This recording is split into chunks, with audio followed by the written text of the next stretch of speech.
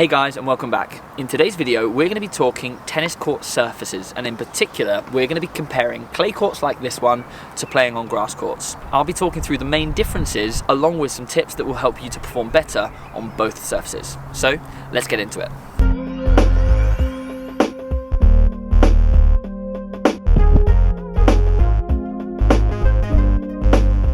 Welcome back. My name is Ashley Neves and I run the Tennis Mentor YouTube and Instagram accounts, giving content to tennis players, tennis parents and tennis coaches to get more out of the sport. So if you enjoy this video and you'd like to see more of my content, consider subscribing and let me know in the comments below what sort of videos you'd like to see more of. If you're a fan of tennis, then you would have definitely seen some of the world's best tennis players playing on grass courts and clay courts, amongst other surfaces. And you may be aware that the game is played slightly differently from surface to surface. And in this video, we're going to talk about why and what you can do to perform better. So the first thing to consider when playing on any surface is how you're going to move around the court. Now, when playing on a clay court like this, it's important to know that there is a loose material on the top surface of the clay which allows players to slide, but it can make for difficult change of directions. Whereas if playing on a grass court, it's actually a lot more grippy as long as you're playing in warm and dry conditions, which makes change of direction a lot easier. The problem with grass courts is if they're slightly wet, whether that be morning dew or a little bit of rain, they become unplayable quite quickly. Whereas on a clay court surface like this, a bit of rain actually makes for a grippier surface. So understanding how you're going to move around the court and having confidence in your movement will make a big difference to how you play. It's also important to consider the type of footwear you should wear, and you can buy surface-specific tennis shoes depending on which surface you play on most. If you play only on clay courts, then it's worth considering getting a clay court trainer.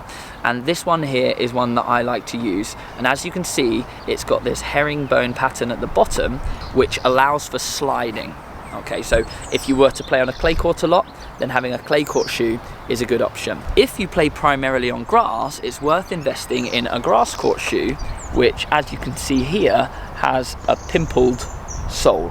Now, this adds to the grip and actually allows you to play in slightly wet conditions if the courts do become a little bit slippy. Alternatively, if you switch between surfaces, you can always go for a multi-court or an omni-court sole, which gives you the best of both. Next, we're going to talk about the characteristics that you see on the tennis court when you're watching people play on clay versus grass. Generally speaking, rallies are much longer on clay courts than they are on grass courts.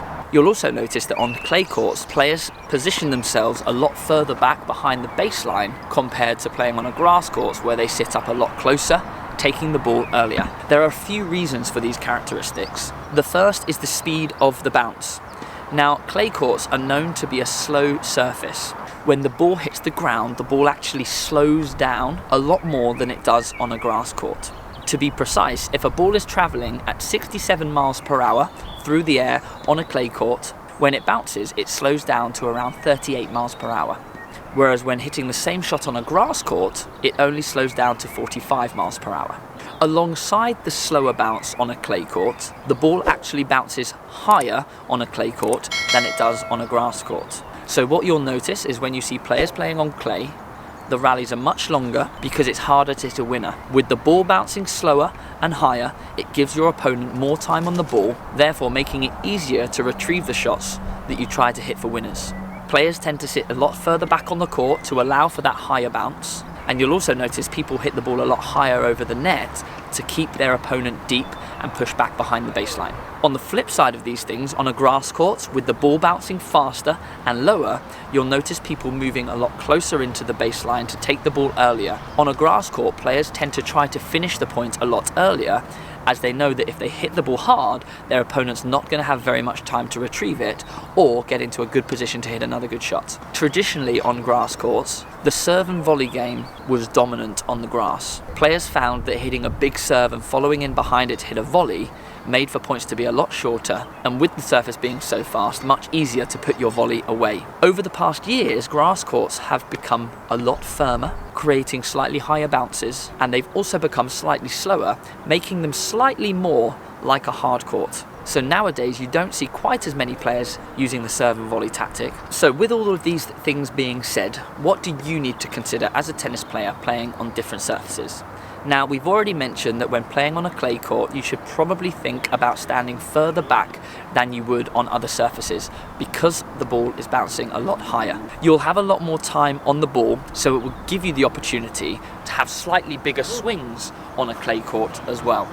Having a bigger swing will allow you to put a lot more speed and spin on the ball, putting your opponent under pressure. If you're playing on a faster surface like a grass court or a synthetic grass court, then actually you want to be standing in closer to the baseline because the ball isn't going to kick up quite so high. You're probably going to need a more compact swing, so rather than taking your racket all the way back here, actually having a more compact swing is going to save you time and allow you to deal with those faster, lower oncoming balls. Rather than hitting high over the net like you would on a clay court, hitting your shots low can be more effective. Again, minimizing the amount of time your opponent has on the ball. You'll also see that a lot more slice shots are more effective on grass, as well as drop shots with the ball bouncing much lower. With regards to hitting serves, hitting big flat serves on the grass could be a lot more effective. However, on a clay court, it's not going to have quite as much impact because it's going to travel slightly slower after the bounce and it's going to bounce up a little bit higher. So you'll notice that players on clay courts tend to hit with a little bit more spin, especially if they're able to hit a top spin serve,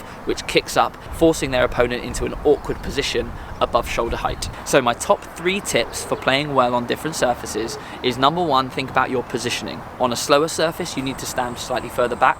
On a faster surface, you need to stand slightly closer. Number 2 is you need to think about the size of your swings. If you're playing on a slower surface, you've got more time to take that racket back further, whereas on a faster surface, you need a slightly more compact swing to save yourself time. Tip number 3 is think about the height of your shots as they travel over the net. On a slow surface like clay, you want to be hitting that ball slightly higher so the ball's kicking up out of your opponent's comfort zone, whereas on grass, we want to be taking our opponent's time away by keeping the ball low. When you're aiming high on a clay court, hitting with top spin is going to stop your balls from going long, and when hitting low on a grass court, slice shots can be even more effective. My final tip is when playing on a clay court, you need to be patient. You need to have the ability to stay in the rally for much longer, so fitness comes into play too. However, playing on grass courts, you want those points to be finished sooner. Focus on getting that first serve or first return into the right place and try to finish the point within the next 2 or 3 shots.